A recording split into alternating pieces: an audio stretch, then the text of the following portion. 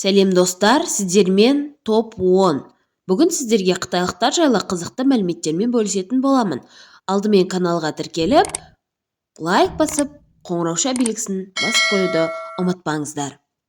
Қытай туралы мәліметтерді ұмытпау мүмкін емес.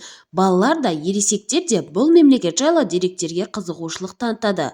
Өйткені қазіргі Қытайдың көптеген құпиясы бар. 100 миллион адам күніне $1 ғана өмір сүреді. Елдің 70% көзілдірік киеді.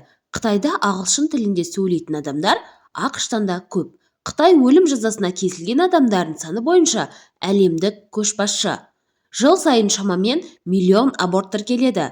Қытайда тұратын бай адамдар өзіне ұқсайтын адамды тауып, оны қажет болған жағдайда өзінің орнына түрмеге жібереді екен. 1973 жылы елдің билігі демографиялық дағдарыстың алдын алу үшін ақш-қа 10 миллион әйелді ұсынған екен. Бұл елдің полициясы иттердің орнына қаздарды пайдаланады.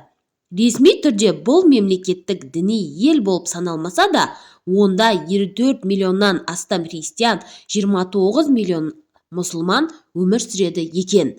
Бұл ел әлемде көлемі жағынан 4-ші орында, планетада тұратын әрбір 5-ші адам осы елдің азаматы. Қытайда ақ түсті аза тұту кезінде қолданады. Ең үлкен жол кептелісі шамамен 100 шақырымға созылып, 11 күнге дейін жетті. Мереке кезінде қызыл түсті қолданады. Ол елде көкөністерді шикіде емес, пісіріп немесе жылытып жейді. Еңбек демалысы бір уақытта жаңа жыл алдында басталады.